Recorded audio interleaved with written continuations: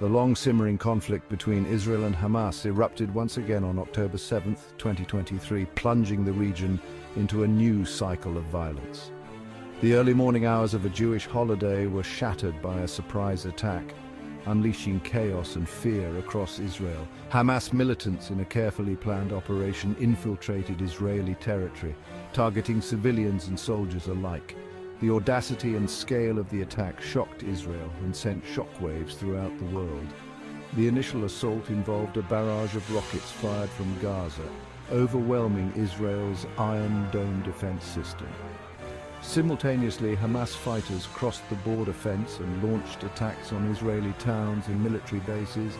Images of burning vehicles, fleeing civilians, and bodies strewn across the streets flooded news channels globally.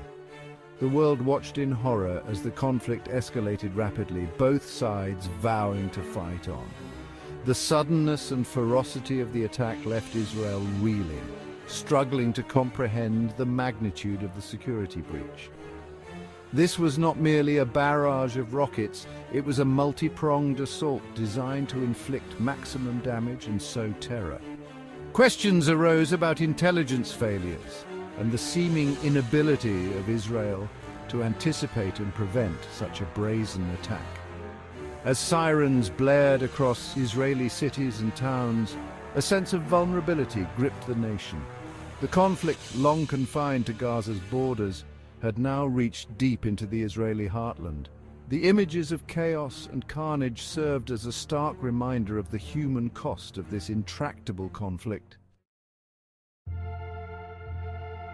The Hamas attack, codenamed Operation Al-Aqsa Flood, was a carefully orchestrated military operation years in the making. It aimed to exploit perceived Israeli vulnerabilities and strike deep into its territory. The operation involved a ground invasion, a massive rocket barrage, and infiltrations by sea and air, demonstrating a level of sophistication and coordination rarely seen from Hamas.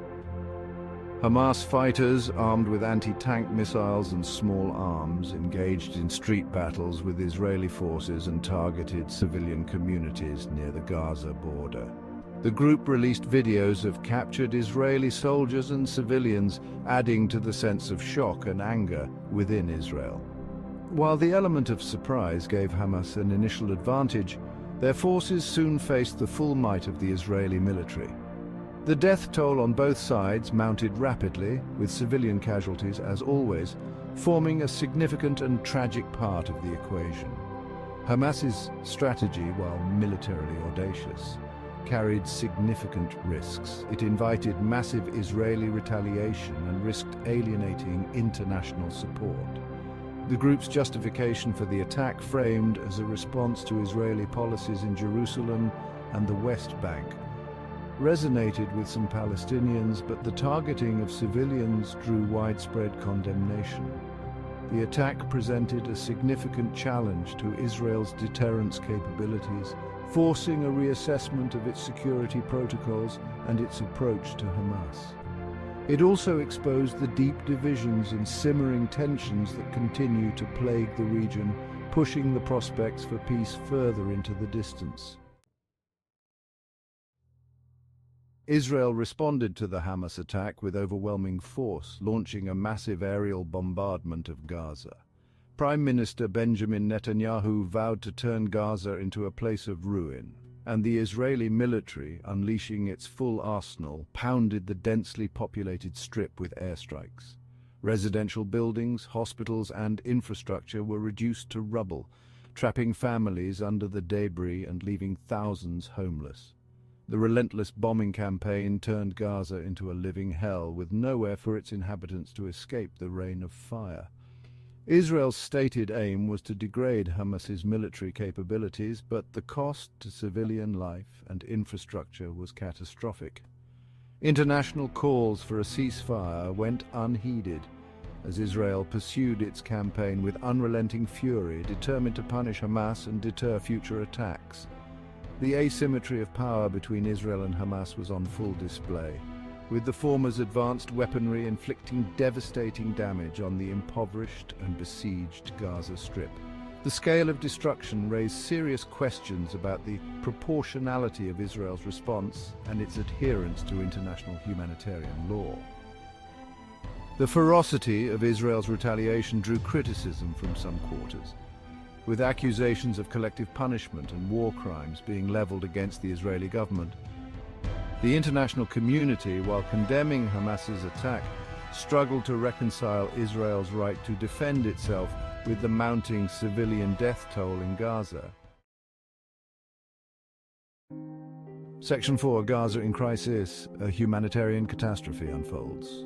The combined effects of the Israeli blockade and the relentless bombing campaign precipitated a dire humanitarian crisis in Gaza. With hospitals overwhelmed, essential supplies dwindling, and sanitation systems collapsing, the already precarious living conditions in the Strip deteriorated rapidly. The lack of electricity and clean water exacerbated the suffering of the civilian population, particularly children and the elderly.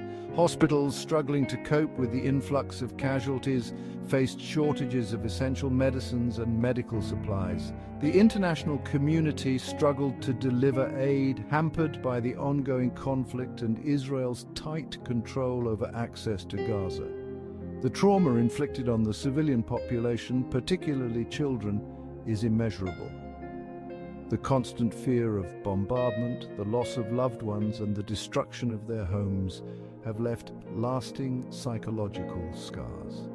The humanitarian crisis in Gaza stood as a stark indictment of the failure to find a lasting solution to the Israeli-Palestinian conflict. The international community, while providing some aid, struggled to address the root causes of the crisis. The ongoing blockade, coupled with the repeated cycles of violence, had created a pressure cooker environment in Gaza, leaving its population vulnerable and desperate.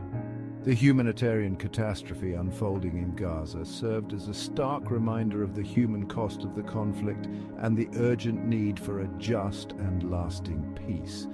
It underscored the failure of the international community to hold Israel accountable for its actions and to protect the Palestinian civilian population.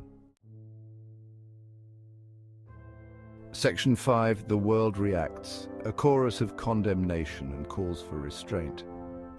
The international community reacted to the renewed violence between Israel and Hamas with a mixture of condemnation and calls for restraint. The United States, Israel's closest ally, reiterated its unwavering support for Israel's right to defend itself while urging de-escalation. Arab states, long critical of Israel's policies towards the Palestinians, condemned the attacks on Gaza and called for an end to the violence. European nations, while acknowledging Israel's security concerns, expressed deep concern about the humanitarian situation in Gaza and urged restraint in the use of force. The conflict sparked protests around the world, with demonstrators condemning the violence and expressing solidarity with the Palestinian people.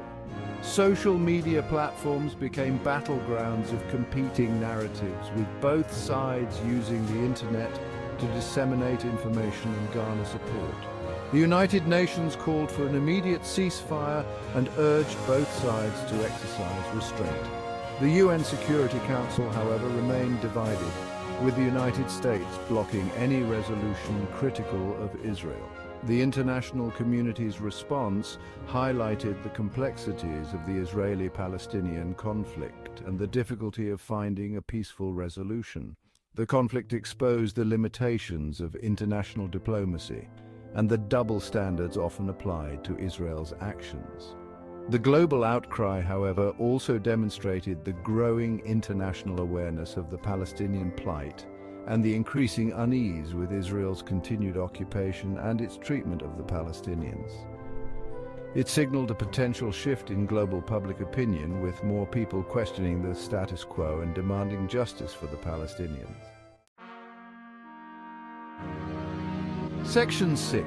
A century of conflict, the roots of a bitter struggle. The current conflict between Israel and Hamas is the latest chapter in a century-long struggle between Israelis and Palestinians over land, identity, and security. The roots of the conflict can be traced back to the early 20th century with the rise of competing nationalisms, Zionism among Jews seeking a homeland in Palestine, and Palestinian nationalism aspiring to self-determination. The 1948 war, which led to the establishment of the State of Israel, resulted in the displacement of hundreds of thousands of Palestinians, an event they refer to as the Nakba, or catastrophe. This event continues to shape the conflict, with the issue of Palestinian refugees remaining a major stumbling block in peace negotiations. The 1967 Six-Day War led to Israel's occupation of the West Bank, Gaza Strip, and East Jerusalem, further complicating the conflict. The subsequent Israeli settlement enterprise in these territories, considered illegal under international law, has been a major point of contention. The First Intifada from 1987 to 1993 and the Second Intifada from 2000 to 2005 were periods of intense violence and upheaval, further entrenching the divisions and hardening attitudes on both sides.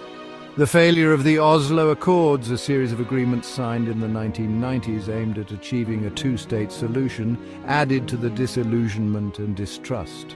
The Hamas takeover of Gaza in 2007 and the subsequent Israeli blockade have created a volatile situation with periodic outbreaks of violence. The underlying issues, the status of Jerusalem, the right of return for Palestinian refugees, the future of Israeli settlements, and the question of borders remain unresolved. The repeated cycles of violence have had a devastating impact on both Israelis and Palestinians, claiming thousands of lives and perpetuating a culture of fear, hatred, and mistrust. The lack of a political horizon and the absence of meaningful negotiations have allowed extremism to flourish, further dimming the prospects for peace. Understanding the historical context of the Israeli-Palestinian conflict is crucial for comprehending the current crisis. It is a conflict with deep roots, fueled by historical grievances, competing narratives, and a legacy of violence and mistrust. Unless these underlying issues are addressed, the cycle of violence is likely to continue, with devastating consequences for both peoples.